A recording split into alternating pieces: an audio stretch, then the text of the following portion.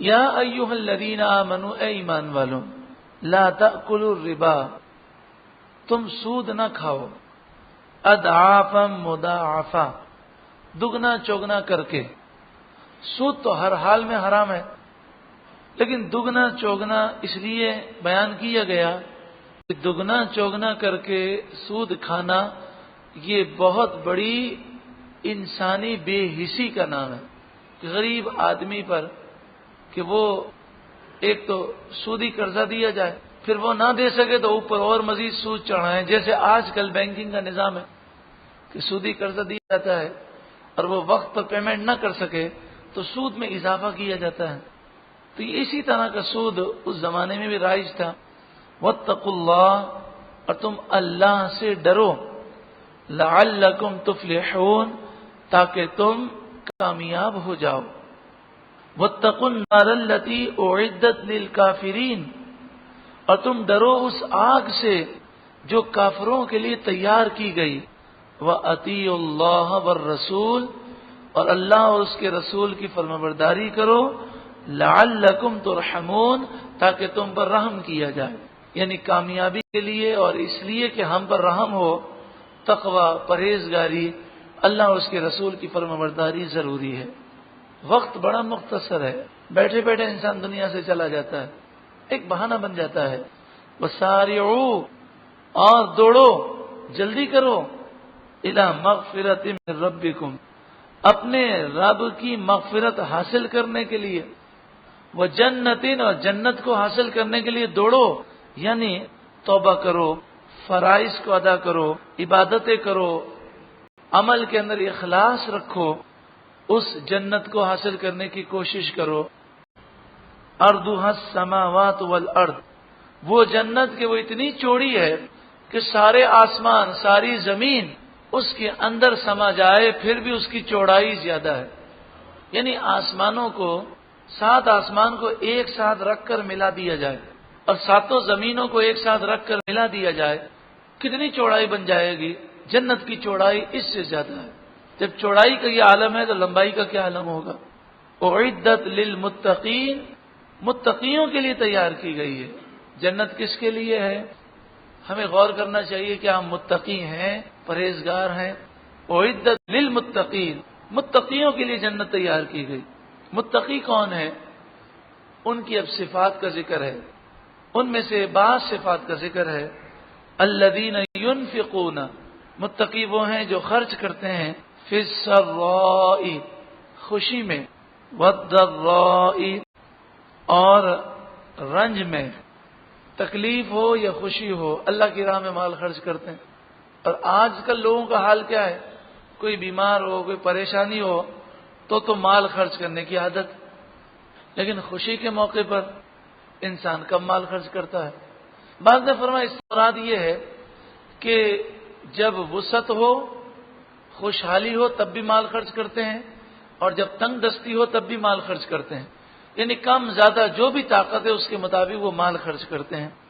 بخاری و مسلم میں ہے، حضرت ابو ہریرہ راوی ہیں، رسول اللہ صلی اللہ علیہ وآلہ وسلم نے ارشاد فرمایا، خرچ کرو تم پر خرچ کیا جائے گا، خرچ کرو تم پر خرچ کیا جائے گا، یعنی اللہ کی راہ میں دو، تمہیں اللہ کی رحمت سے ملے گا۔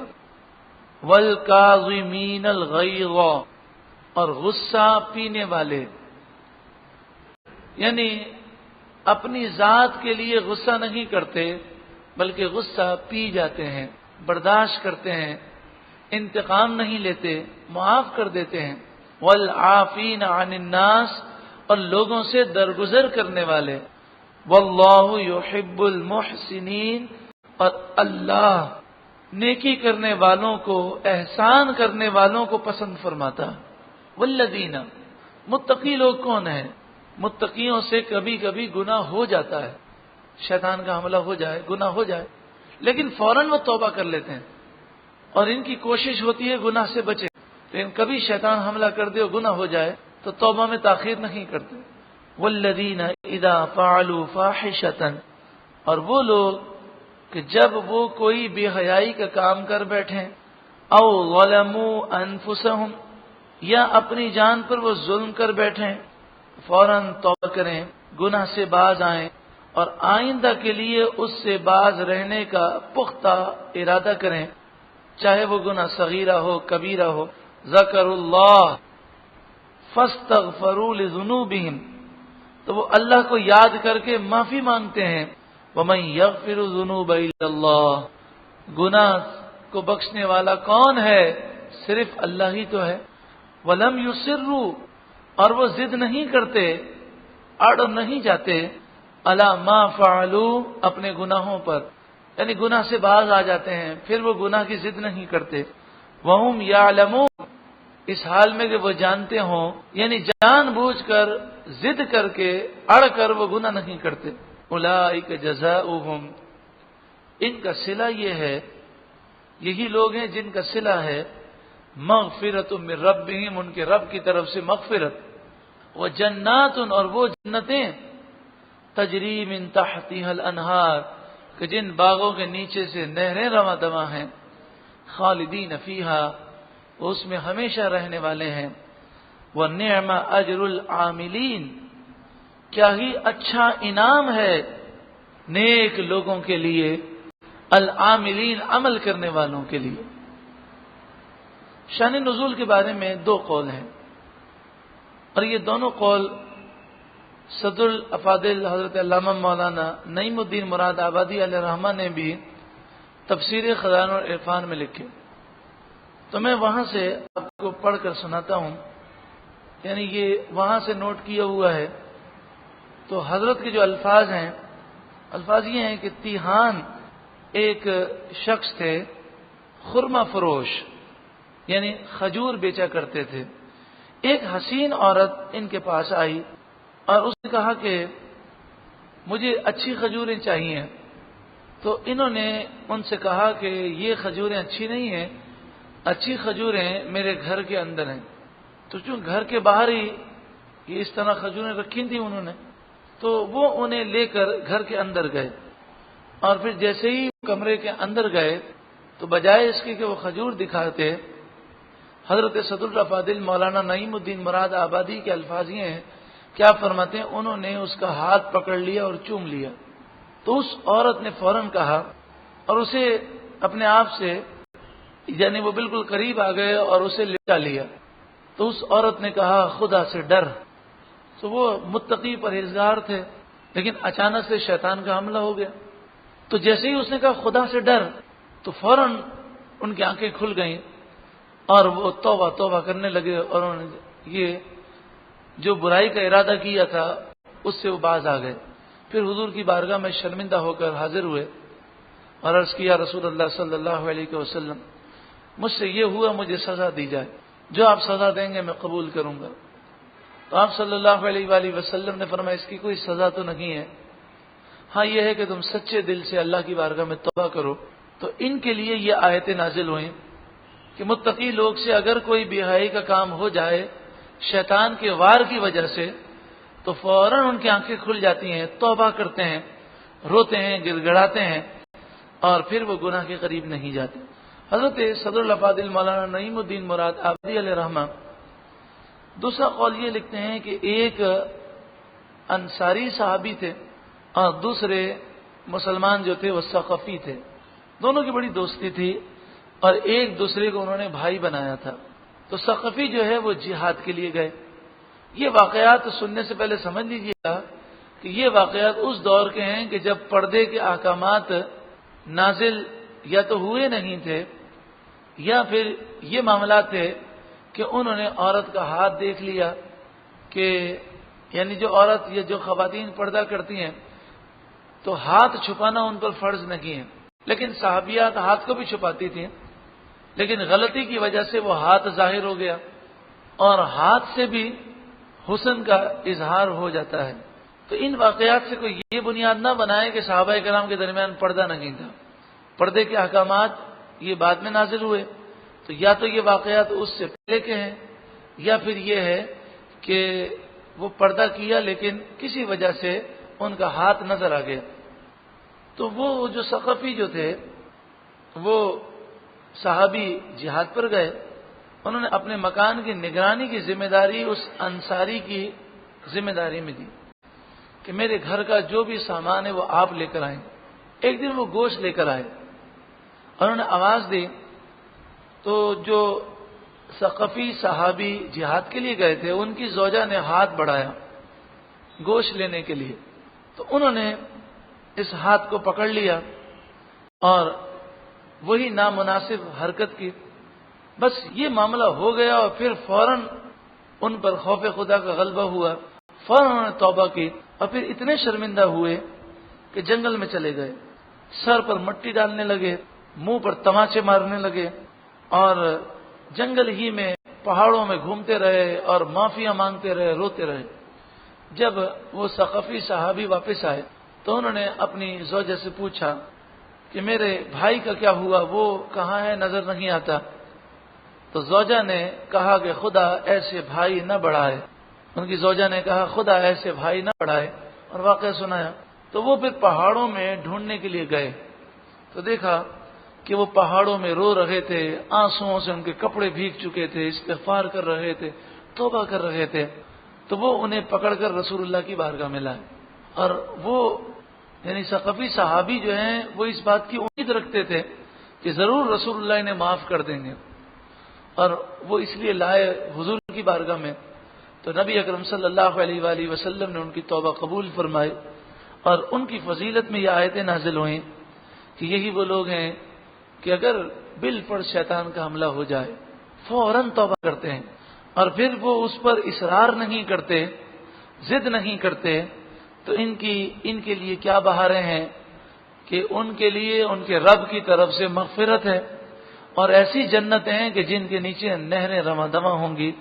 اللہ تبارک و تعالی ہمیں سچی پکی توبہ کرنے کی توفیق عطا فرمائے.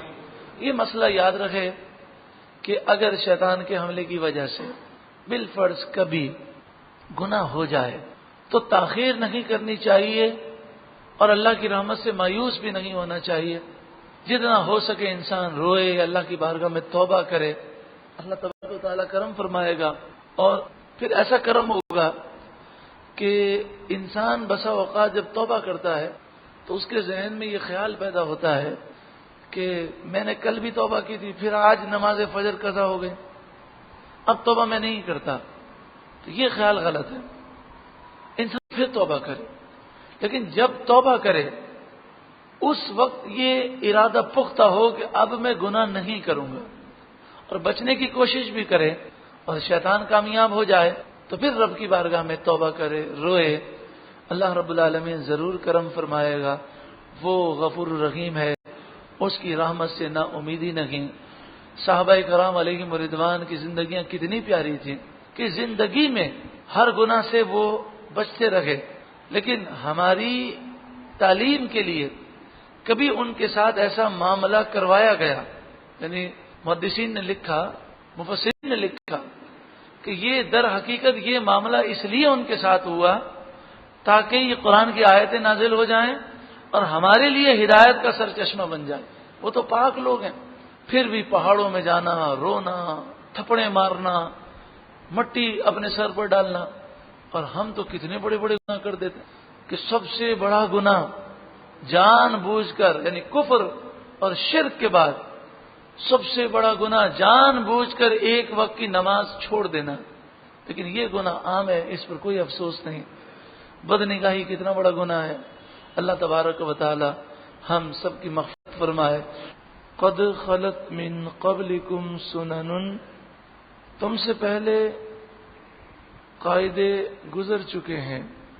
سنن طریقے, عادتیں, قاعدے, یعنی یہ قاعدہ ہے, قانون ہے کہ اللہ تبارک و تعالی نبیوں کی اور نبی کے ماننے والوں کی مدد فرماتا ہے اور جو دشمن ہوتے ہیں انہیں تباہ و برباد فرماتا ہے. فسیروا فی الارض, پس تم سیر کرو زمین میں, چلو پھرو زمین میں. فانظروا, پھر دیکھو, کیف کان عاقبۃ المکذبین, جھٹلانے والوں کا کیسا برا انجام ہوا. زمین میں سیر کرو. انسان کا کوئی عمل فضول اور عبث نہیں ہوتا. زمین میں سیر کرنے کا یہاں مقصد یہ بیان کیا گیا کہ عبرت حاصل کرو اور دیکھو کہ اس سے پہلے قومیں کیسی ہلاک ہوئیں۔ ھذا بیان للناس، یہ لوگوں کے لیے بیان ہے، بیان کے معنی واضح بات ہے، وہدن اور ہدایت ہے، وموعظۃ للمتقین اور متقیوں کے لیے نصیحت ہے، موعظہ نصیحت، ولا تہنوا ولا تحزنوا اور تم سستی نہ کرو اور غم نہ کھاؤ، یعنی جو کچھ غزوہ احد کے موقع پر ہوا کہ تمہاری غلطی کی وجہ سے اتنا بڑا نقصان ہوا، 70 مسلمان شہید ہو گئے اور جیتی ہوئی جنگ ہار گئے، اور پھر فتح بڑی مشکل سے ملی اور تقریباً تمام ہی شرکا زخمی ہوئے۔ تو اتنے بڑے واقعے کو مد نظر رکھتے ہوئے تم اب آئندہ کے لیے پلاننگ کرو اور اب آئندہ سستی نہ کرنا اور غم نہ کھانا۔ یعنی ایک تو ماضی کے واقعات سے انسان سبق حاصل کرتا ہے اور وہ سوچتا ہے کہ ایسا کیوں ہوا، اپنی اصلاح کرتا ہے اور آئندہ کے لیے وہ پلاننگ کرتا ہے کہ اب ایسا ہم نہیں کریں گے۔ اور ایک یہ ہے کہ ماضی کے واقعے کا غم ایسا کھا لے انسان کہ اس کے حوصلے پست ہو جائیں، اس کے بدن میں سستی آ جائے۔ تو یہاں فرمایا کہ اس طرح ماضی کے واقعات کو یاد کر کے اپنے آپ کو سست نہیں بنانا، تمہارے حوصلے پست نہیں ہونے چاہیے۔ ولا تہنوا، عمل میں اور سوچ میں اور رائے میں جو کمزوری پیدا ہوتی ہے اسے وہن کہتے ہیں۔ ولا تہنوا اور تم سستی نہ کرو، یعنی تمہارے عمل میں اور تمہاری رائے میں، تمہاری سوچوں میں کمزوری نہیں آنی چاہیے۔ ولا تحزنوا، عزیز اور پیاری چیز سے محرومی پر جو دل میں الم پیدا ہوتا ہے اسے حزن کہتے ہیں، اور یہ حزن انسان کے حوصلوں کو پست کر دیتا ہے۔ ولا تحزنوا اور تم غم نہ کھاؤ، وانتم الاعلون اور تم ہی غالب رہو گے، ان کنتم مؤمنین اگر تم سچے مومن ہو۔ صحابہ کرام علیہم رضوان سے فرما دیا گیا کہ اگر سچے ایمان پر تم قائم رہے تو غلبہ تمہیں نصیب ہوگا، اور تمہیں دو یہ کام کرنے ہیں، سستی نہیں کرنی اور غم کی وجہ سے اپنے حوصلے پست نہیں کرنے۔ صحابہ کرام علیہم رضوان نے اس آیت کریمہ پر عمل کیا، اور پھر کوئی ایسی جنگ نہیں ہے کہ جس کے اندر صحابہ کرام علیہم رضوان کو شکست ہوئی ہو۔ حضور صلی اللہ علیہ وآلہ وسلم کے ظاہری حیات میں بھی اور آپ کے وصال کے بعد بھی جہاں صحابہ کرام ہوتے، یہاں تک کہ پورے لشکر میں اگر ایک صحابی بھی ہوتا تو مسلمانوں کو فتح و نصرت مل جاتی ہے۔ آج بھی اگر ہم سچے مومن بن جائیں، دشمنان اسلام کی ساری طاقتیں وہ تباہ ہو جائیں اور مسلمانوں میں اتحاد بھی پیدا ہو، قوت بھی پیدا ہو، چونکہ قرآن مجید فرقان حمید کا جو وعدہ ہے وہ سچا وعدہ ہے۔ وَأَنْتُمُ الْأَعْلَوْنَ إِن كُنتُم مُؤْمِنِينَ، اگر تم مومن ہو یعنی سچے ایمان والے ہو تو کامیابی تمہیں ہی ملے گی، غلبہ تمہیں ہی نصیب ہوگا۔ تو آج ہم جو ذلیل و رسوا ہیں اس کی وجہ یہ ہے کہ ہم مومن کامل نہ رہے، سچے پکے مومن، شریعت پر عمل کرنے والے، اللہ اور اس کے رسول سے محبت کرنے والے، اللہ کا خوف کرنے والے۔ اللہ تعالی ہمیں مومن کامل بنا دے۔ ان یمسسکم قرح، اگر تمہیں جنگ احد میں تکلیف پہنچی، ان یمسسکم قرح، تکلیف، زخم، جنگ احد میں اگر تمہیں تکلیف پہنچی، فقد، پس بے شک، مس القوم قرح مثلہ، ایسی ہی تکلیف، ایسے ہی زخم کافر قوم کو جنگ بدر کے موقع پر پہنچ چکی، ایسی تکلیف پہنچ چکی۔ فقد، پس بے شک، مسا، مس القوم قرح مثلہ، ایسی ہی تکلیف یہاں قوم سے مراد ہے کافر. کافر قوم کو پہنچی، کہاں پہنچی؟ جنگ بدر میں 70 کافر مارے گئے، بلکہ 70 گرفتار بھی ہوئے اور مال چھوڑ کر بھاگنا پڑا. لیکن اس کے باوجود دیکھو انہوں نے سستی نہیں کی، اور پھر 1 سال کے بعد مدینہ منورہ پر حملہ کرنے کی تیاری کی. حالانکہ انہیں اللہ کی رحمت سے کوئی امید نہیں، وہ اللہ کی رضا کے لیے کام نہیں کرتے. اور تم تو ہو مسلمان، اگر جنگ میں شہید ہو جاؤ تب بھی تم کامیاب ہو، اور جنگ میں تمہیں شکست ہو جائے پھر بھی تم کامیاب ہو، اور فتح مل جائے پھر بھی کامیاب ہو. کیونکہ میدان جہاد میں جا کر مومن کبھی ناکام نہیں ہوتا، کیونکہ اسے تو ہر زخم پر ثواب ملتا ہے. تو پھر تم کیوں سستی کرتے ہو؟ پھر یہ بات بھی یاد رکھی جائے کہ فتح و شکست، زوال و عروج، یہ وقت بدلتا رہتا ہے. کبھی عروج ہے تو کبھی زوال ہے، تو کبھی فتح ہے تو کبھی شکست ہے. تو انسان کو ان عوامل پر غور کرنا چاہیے کہ ایسا کیوں ہوا، لیکن حوصلے اس کے پست نہیں ہونے چاہیے. وَتِلْكَ الْأَيَّامُ نُدَاوِلُهَا، اور یہ دن ہے نداوِلُهَا، ہم ان کی باری رکھتے ہیں، بین الناس، لوگوں کے درمیان. ہم دنوں کو بدلتے ہیں لوگوں کے درمیان. کبھی عروج ہے تو کبھی زوال ہے، کبھی تندرستی ہے تو کبھی بیماری ہے، کبھی دولت ہے تو کبھی غربت ہے، تو کبھی سکون چین اطمینان ہے تو کبھی پریشانیاں ہیں، تو کبھی فتح ہے تو کبھی شکست ہے، کبھی کسی کی باری ہے تو کبھی کسی کی باری ہے. تو اس لیے جب ہماری باری نہ ہو، یعنی فتح کی ہماری باری نہ ہو، کسی اور کی باری ہو، تو حوصلہ بلند رکھنا چاہیے تاکہ ہماری باری بھی فتح کی آ جائے. یہ جو واقعہ ہوا کہ جس کے اندر 40 تیر اندازوں نے درہ چھوڑ دیا، اس واقعے کا ایک پہلو تو یہ تھا کہ رسول اللہ کی نافرمانی کی، چاہے غلط فہمی کی وجہ سے کی، تو اس کا یہ نقصان ہوا. لیکن ایک واقعے میں کئی حکمتیں ہوتی ہیں اور کئی پہلو ہوتے ہیں، اور اللہ والوں سے جو کام ہو جائے تو فرماتے ہیں ان سے اگر لغزش بھی ہو جائے تو اس لغزش میں اللہ وہ برکتیں عطا فرماتا ہے کہ دنیا کے سارے نیک لوگ مل کر جو نیکی کریں ان کی نیکیوں سے بڑھ کر اللہ والوں کی لغزش ہوتی ہے. حضرت آدم علیہ السلام کو بلا دیا گیا اور انہوں نے وہ درخت میں سے پھل یا اناج یا بیج کھا لیا جس سے منع کیا گیا تھا. تو یہ ایک لغزش ہے، لیکن اس ایک لغزش کی برکتیں دیکھیں کہ اس کی وجہ سے حضرت آدم علیہ السلام دنیا میں آئے. کتنی آسمانی کتابیں، کتنے صحیفے، اور تقریباً 1,24,000 انبیاء، 313 تقریباً رسول، کتنے جہاد، کتنی عبادتیں، کتنی نیکیاں، کتنے حج، کتنے عمرے، کتنے رمضان کے روزے، کتنی زکاتیں. یہ جو کچھ بھی ہو رہا ہے یہ سب حضرت آدم علیہ السلام کا صدقہ. تو اس لیے اللہ والوں کی لغزش کو اپنی غلطی پر قیاس نہیں کرنا چاہیے.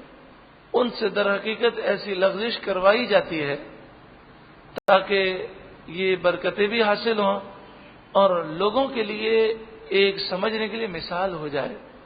دیکھیں نا، اگر یہ 40 تیر انداز وہاں سے نہ ہٹتے تو پھر 70 صحابہ کرام جن کے نصیب میں شہادت لکھی تھی وہ اس عظیم شہادت کے رتبے پر کیسے فائز ہوتے کہ رسول اللہ صلی اللہ علیہ وآلہ وسلم ہر بدھ کو بنفس نفیس احد کے میدان میں تشریف لاتے اور ان 70 صحابہ کرام کو سلام ارشاد فرماتے. اور آپ صلی اللہ علیہ وآلہ وسلم نے مسلمانوں کو حکم دیا کہ تم یہاں آیا کرو، سلام کیا کرو. اور سید الشہداء کے بارے میں فرمایا کہ جب تم انہیں سلام کرتے ہو تو یہ تمہارے سلام کا جواب دیتے ہیں. وَلِيَعْلَمَ اللَّهُ الَّذِينَ آمَنُوا، اور یہ واقعہ اس لیے بھی ہوا تاکہ یعلم، اللہ ظاہر کر دے، پہچان کرا دے، الذین آمنوا ایمان والوں کی، کہ کون ہیں ایمان والے کہ جو صبر کے ساتھ اخلاص کے ساتھ قائم رہتے ہیں اور مشقت اور ناکامی انہیں جگہ سے نہیں ہٹا سکتی.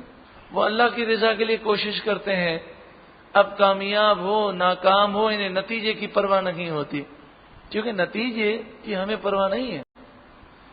ہمیں تو اللہ تبارک و تعالیٰ کی رضا کے لیے کوشش کرنی ہے. حضرت نوح علیہ السلام نے 950 برس تک دنیا بھر کے کافروں کو اسلام کی دعوت دی. 72 یا 78 یا 80 یہ کم و بیش بہت کم لوگ ایمان لائے. حضرت نوح علیہ السلام کامیاب ہی کامیاب ہے، کیونکہ اللہ کے نبی اللہ کے حکم کے مطابق کام کرتے ہیں اور وہ نتیجے کی پرواہ نہیں کرتے. نتیجہ کیا آتا ہے؟ کیونکہ ہمیں نتیجے پر صلہ نہیں ملنا، ہمیں تو ہمارے اخلاص پر اللہ تعالیٰ صلہ عطا فرمائے گا. رسول اللہ صلی اللہ علیہ وآلہ وسلم نے فرمایا کل بروز قیامت ایسے نبی بھی آئیں گے کہ جو ساری زندگی تبلیغ دین فرماتے رہے اور ان کی دعوت پر صرف ایک ہی شخص نے اسلام قبول کیا. کسی کا 1 امتی ہوگا، کسی کے 2 امتی ہوں گے، کسی کے 4 امتی ہوں گے. تو وہ نبی کا مشن کامیاب رہا. لیکن بارش تو وہ برکتوں کے لیے آتی ہے.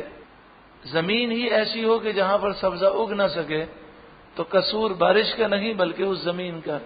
تو اس زمانے کے کافر سخت دل تھے، ان کے دلوں پر مہر لگی تھی، ان کا مرض لا علاج تھا، اس لیے نصیحت کا ان پر اثر نہیں ہوا.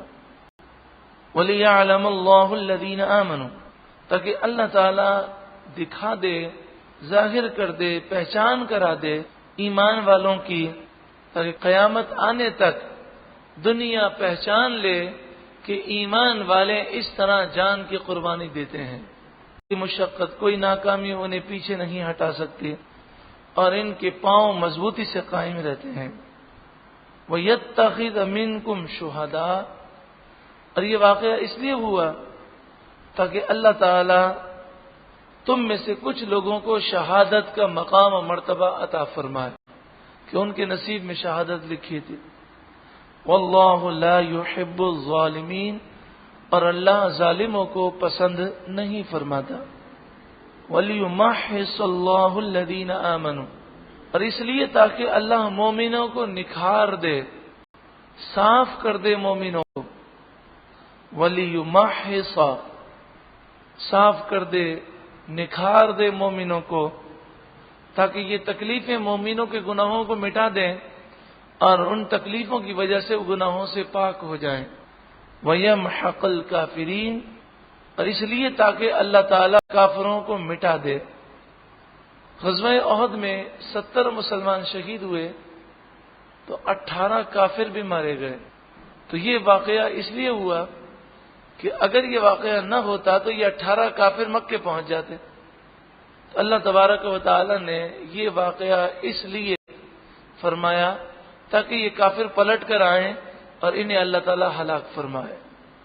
کتنی پیاری بات مفسر نے فرمائی یعنی یہ کہا جا رہا ہے کہ کافروں سے جو مسلمانوں کو تکلیفیں پہنچتی ہیں وہ تو مسلمانوں کے لیے شہادت کا مقام لاتی ہیں اور مسلمانوں کو پاک و صاف کر دیتی ہیں، اور مسلمان جو کفار کو قتل کریں تو یہ کافروں کی بربادی ہے. اب یہ بتایا جا رہا ہے کہ اے مسلمانوں، اسلام کی خاطر ہر قربانی کے لیے ذہنی طور پر تیار رہو. کتنا پیارا مذہب ہے اسلام اور کتنا پیارا کلام ہے قرآن کہ اس نے حقیقت کو بیان کیا. اس نے ہمیں ہوائی فضائی قلعوں میں رہنے کا حکم نہیں دیا کہ ہم خیالات کی دنیا میں رہیں.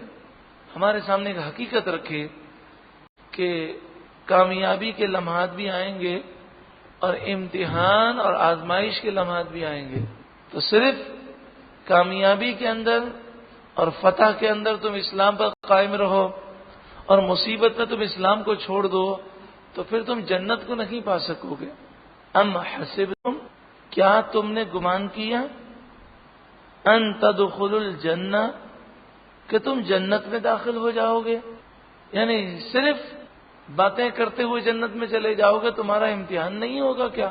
تو یہ امتحان ہی تو ہے فرائض کو وقت پر ادا کرنا، واجبات کو اپنے وقت پر ادا کرنا، نفس کی مخالفت کرنا، شیطان کی مخالفت کرنا، لذتوں کے باوجود گناہوں کو چھوڑ دینا.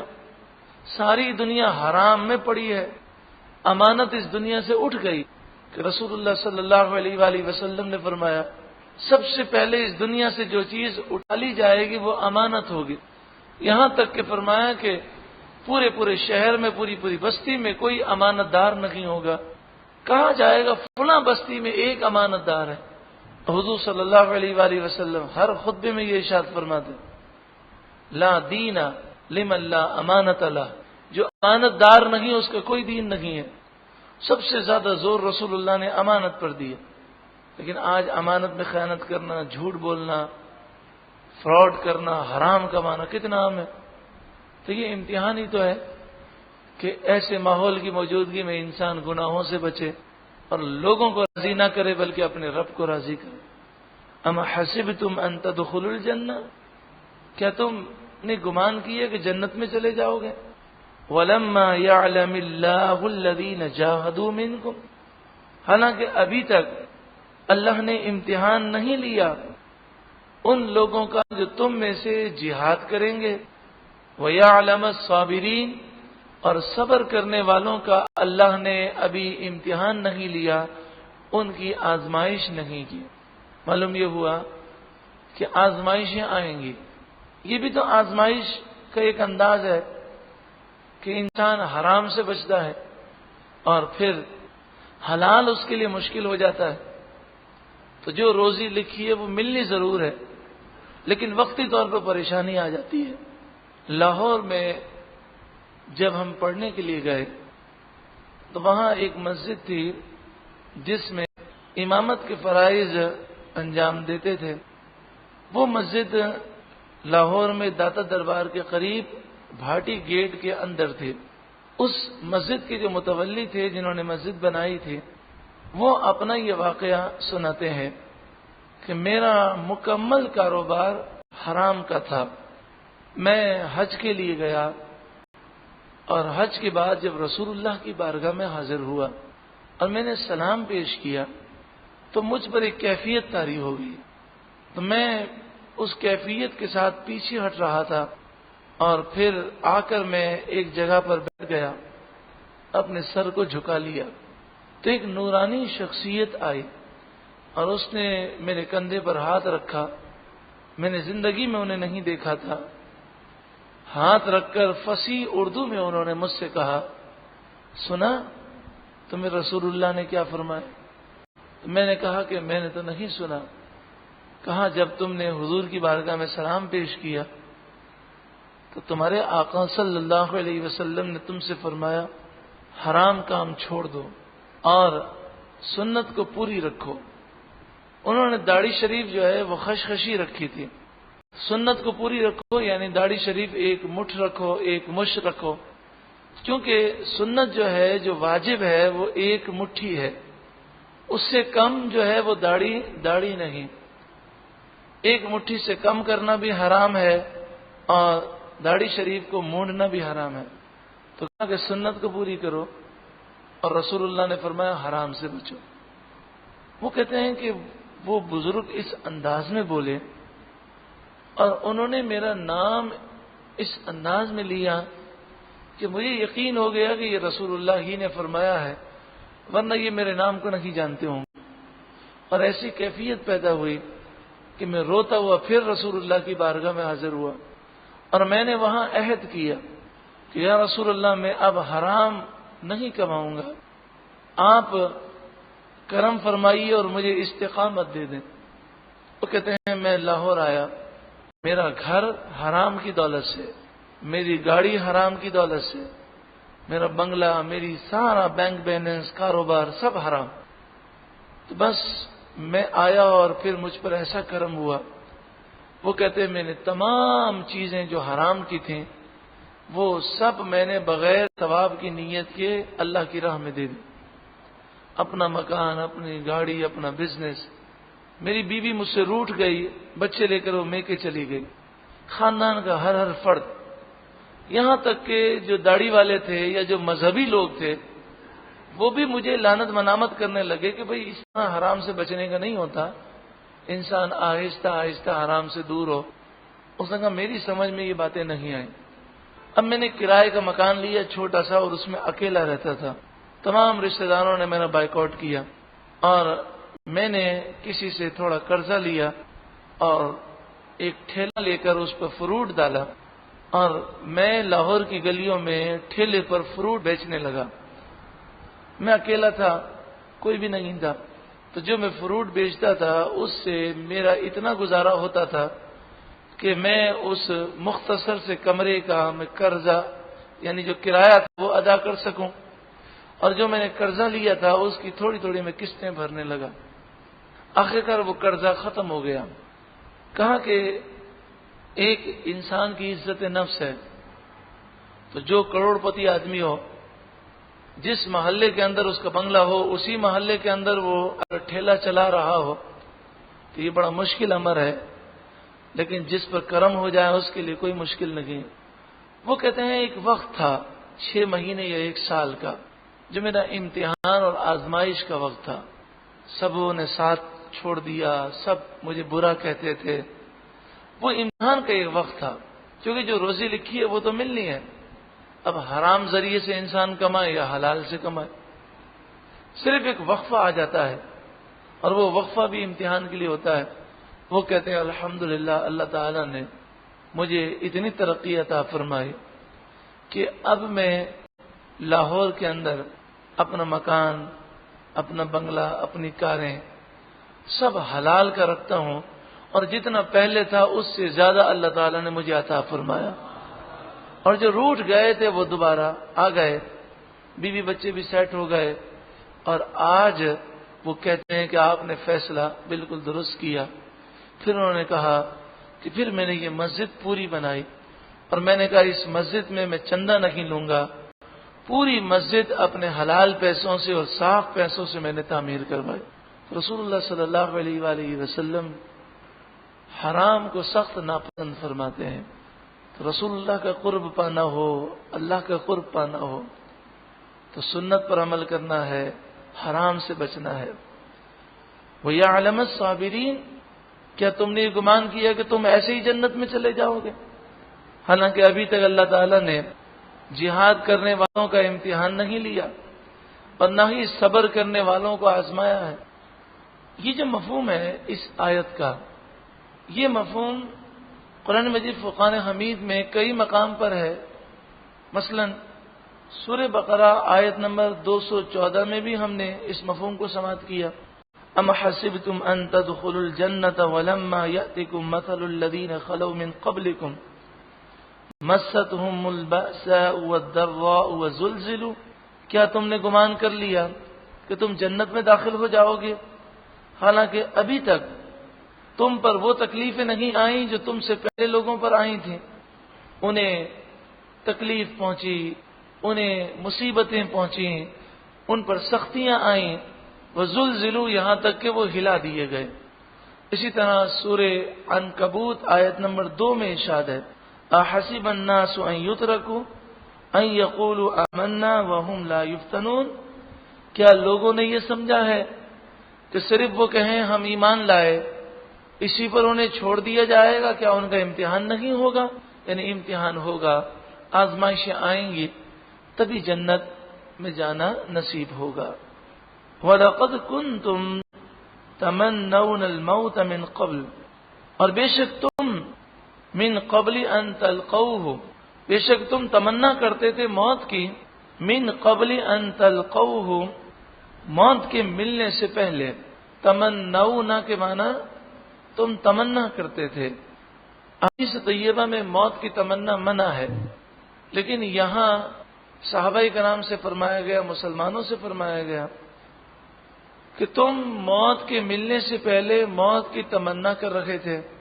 اس کے معنی کیا ہے؟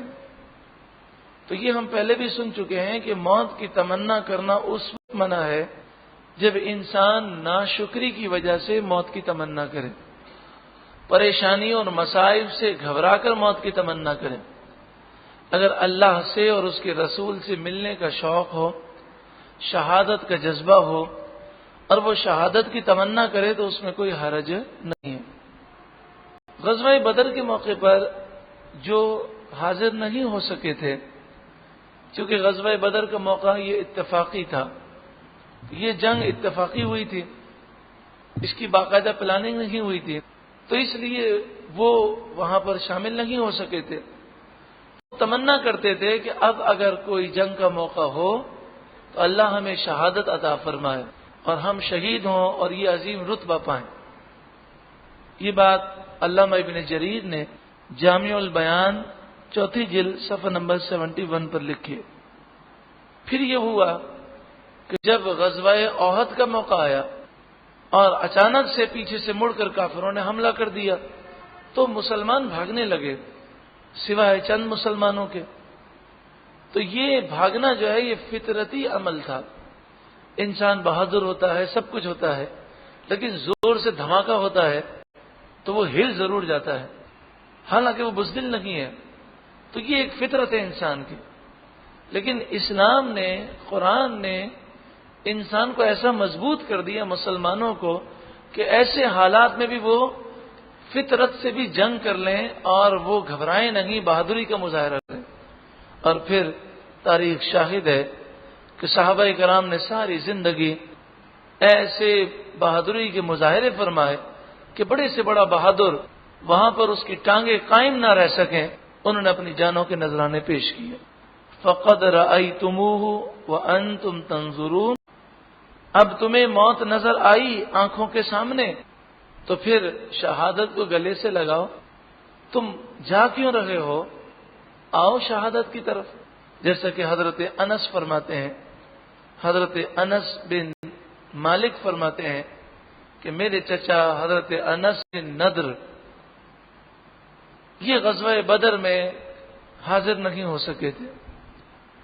اب جب نبی اکرم صلی اللہ علیہ وآلہ وسلم نے احد کے متعلق مشورہ لیا تو جو غزوہ بدر میں حاضر نہیں ہو سکے تھے وہ بڑے جوش میں تھے اور انہوں نے کہا کہ باہر نکل کر مقابلہ ہو، اور ان کی نیت یہ تھی کہ تاکہ ہمیں شہادت ملے۔ اس میں حضرت انس بن نضر بھی تھے۔ تو حضرت انس بن مالک کہتے ہیں کہ میرے چچا حضرت انس بن نضر غزوہ بدر کے اندر شامل نہ ہونے کی وجہ سے غزوہ احد میں شامل ہوئے بڑے جوش کے ساتھ۔ جب کافروں نے حملہ کیا اور یہ افواہ اڑا دی کہ رسول اللہ کو شہید کر دیا گیا تو بہت سے لوگ بھاگنے لگے۔ حضرت انس بن نضر نے بعض لوگوں کو دیکھا کہ وہ تلواریں پھینک کر اداس اداس بیٹھے ہوئے تھے، تو ان سے کہا کیا ہوا، جنگ کیوں نہیں کرتے؟ تو انہوں نے کہا کہ رسول اللہ شہید ہو گئے، تو اب حضور کے بعد ہم جنگ کیا کریں؟ تو حضرت انس بن نضر نے کہا ارے رسول اللہ شہید ہو گئے تو پھر زندہ رہ کر کیا کرو گے، پھر زندگی کا کیا مزہ، تو بیٹھے کیا ہو، جاؤ جنگ کرو اور شہید ہو جاؤ تم۔ پھر حضرت انس دوڑے ہوئے جا رہے تھے، حضرت سعد نظر آئے، حضرت سعد سے کہنے لگے اے سعد ادھر آؤ، مجھے یہاں جنت کی خوشبو آ رہی ہے۔ اللہ اکبر، جنت ساتوں آسمان سے بھی اوپر ہے، لیکن اللہ والوں پر کتنا کرم ہوتا ہے کہ جب اللہ کرم فرماتا ہے تو جنت کی خوشبو بھی پہنچ جاتی ہے۔ فرمایا جنت کی خوشبو آ رہی ہے یہاں پر۔ حضرت انس بن نضر دشمن میں گھس گئے اور جو ان کی تمنا تھی اور جو انہوں نے دعویٰ کیا تھا اس پر قائم رہے کہ بہادری سے مقابلہ کیا۔ جسم پر 70 سے زائد زخم لگے اور شہید ہو گئے، جسم پہچانا نہیں جاتا تھا۔ ان کی بہن نے آپ کی انگلی کے پوروں اور انگلی سے آپ کو پہچانا۔ اس طرح حضرت انس بن نضر نے اللہ کی راہ میں شہادت کا رتبہ پایا۔ تو یہ ساری باتیں نعوذ باللہ من ذالک اس کے لیے نہیں ہے کہ کوئی صحابہ کرام علیہم رضوان کی توہین کرے، بلکہ یہ باتیں اس لیے ہیں کہ جو فطرت ہے انسان کی، فطرت مثلا فطرت ہے انسان کی کہ جہاں اسے موت کا خوف ہوگا تو وہ موت سے بھاگے گا ضرور۔ لیکن قرآن نے انسان کو کتنا مضبوط کر دیا مسلمانوں کو کہ آگے یہ فرمایا جا رہا ہے کہ یہ بتاؤ کہ اگر اللہ تعالیٰ نے موت نہ لکھی ہو تو ہے کوئی دنیا کی طاقت تمہیں مار سکے؟ اور اگر اللہ نے موت لکھی ہے تو ہے کوئی بچا سکے؟ تو اس طرح کی باتیں ایسی ذہن میں ڈال دی گئیں کہ مسلمان کو نڈر بنا دیا گیا. کیسے بھی حالات ہوں اس کے حوصلے پست نہیں ہوتے، اوسان خطا نہیں ہوتے، اس کے ہاتھ پاؤں نہیں پھولتے، اور وہ بہادر رہتا ہے. اللہ تبارک و تعالی ہمیں بھی قرآن کا نور عطا فرمائے.